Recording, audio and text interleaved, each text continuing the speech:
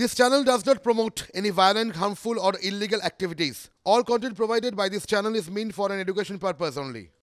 আর শুরুতেই আমাদের নজর অবশ্যই হটস্পট সন্দেশখালীতে, কারণ নতুন করে উত্তপ্ত সন্দেশখালীর বেড় মজুর। ঝুপখালীতে পথে নেমেছেন গ্রামবাসীরা। আবারও আপনাদের সরাসরি দেখাবো সেই ছবি। দীর্ঘদিন ধরে তারা নির্যাতিত, তারা অত্যাচারিত এবং আজ তারা পথে নেমেছেন। সরাসরি চলে যাব, সৌরভ রয়েছেন আমাদের সঙ্গে। সৌরভ, আজ কি দাবি এই মহিলাদের যারা আজ পথে নেমেছেন?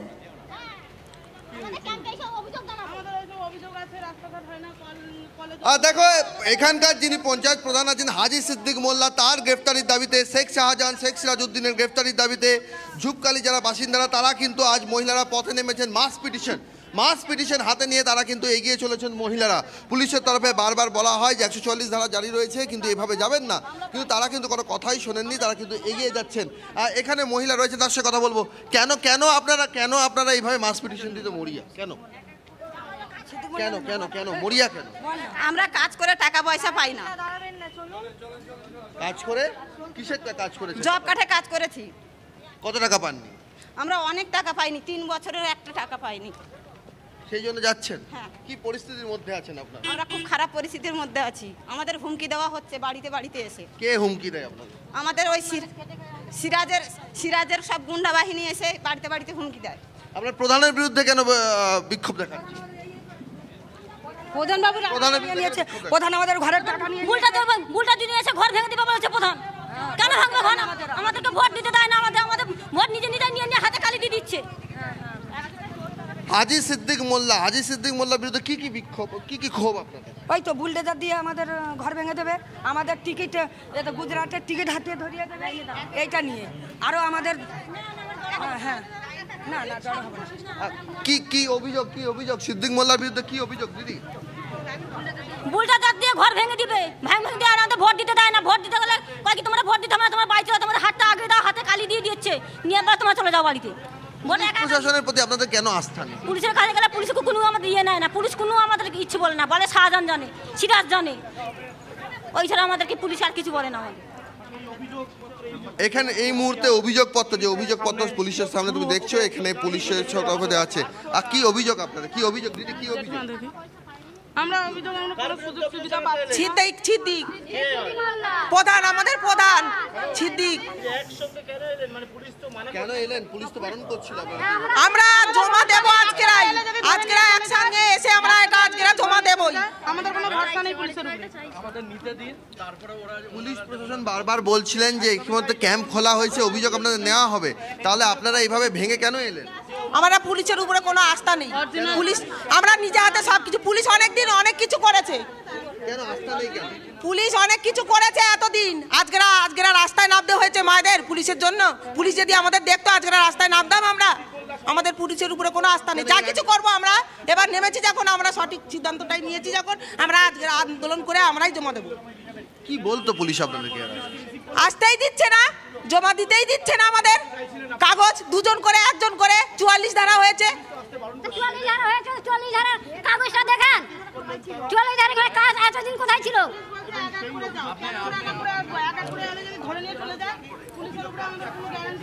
আপনারা এতদিন অনেক কিছু করেছে পুলিশ,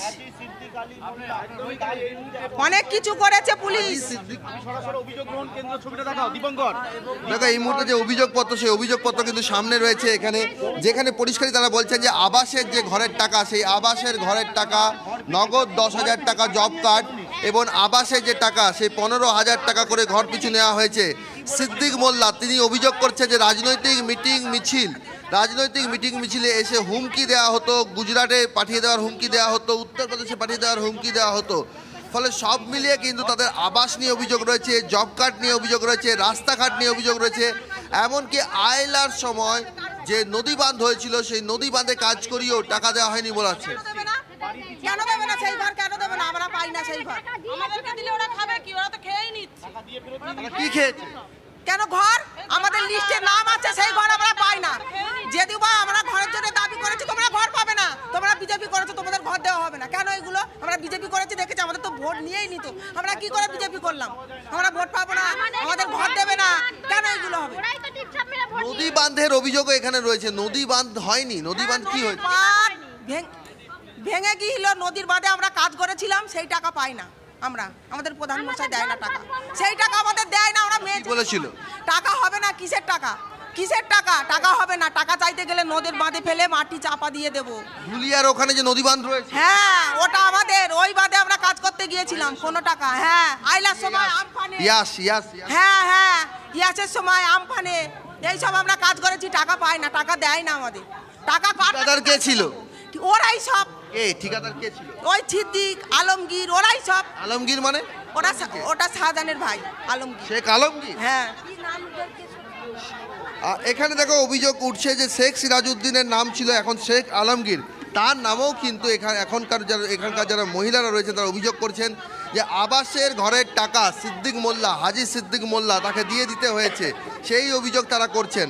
একই সঙ্গে তারা কিন্তু অভিযোগ আমাদের আধার কার্ড তুলে নিয়ে, আই কার্ড তুলে নিয়ে সিদ্দিক মোল্লা রেখে দিয়েছে, বলে না তোমাদের চাল দেবো, মানে 1 মাস চাল দেয়নি আমাদের, বলতে চাল দেয়নি, চাল দেওয়া বন্ধ করে দিয়েছে, আইলা বন্ধ করে দিয়েছে, চাল একদম বন্ধ করে দিয়েছে, দেবে না চাল দেবো না।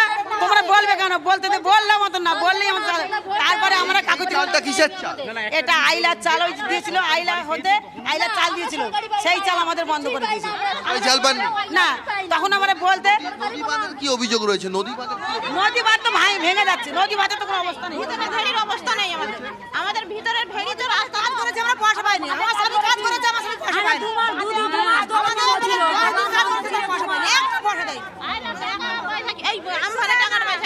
টাকাও পর্যন্ত দেয় না। আর নদী বাঁধ কাজ করেছি, নদী ভেঙে যাচ্ছে, কাজ করেছি, সে পয়সাও পাইনি আমরা। নদী বাঁধের ঠিকাদার কে ছিল? কাজ করেছে, কাজ করেছি, নদী বাঁধে কাজ করেছে। আমরা হাত চাপড়া করে নিয়ে দিয়ে আমরা 10 জন করে মেয়ে হাত চাপড়া করে বাঁধে দিলাম, আমাদের পয়সা দেয়নি। ঠিকাদার কে ছিল? ঠিকাদার ছিল আপনার এখন উপস্থিত আলমগীর, কে ছিল? আলমগীর, শাহজাহানের ভাই আলমগীর। ছোট ভাই আলমগীর খাল কেটেছে, নদী বাঁধ খাল কাটিয়ে এসে আমাদের বাড়ির গাছটা সব ডেঙ্গা রাস্তার গাছ কেটে দিয়েছে। কে?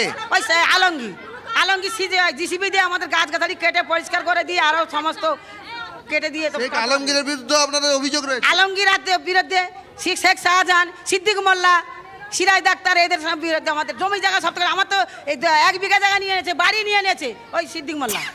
দেখো অভিযোগ দায়ের, তুমি শুনতেই পেলে যে অভিযোগ তাদের রয়েছে।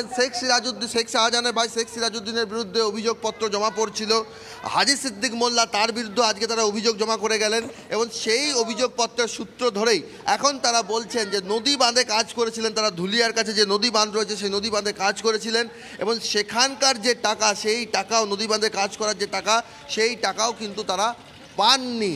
এবং এক্ষেত্রে তাদের অভিযোগকে, তাদের কাঠগড়াইকে, এক্ষেত্রে তাদের কাঠগড়াই হচ্ছেন শেখ আলমগীর। শেখ আলমগীর শেখ শাহজাহানের ভাই।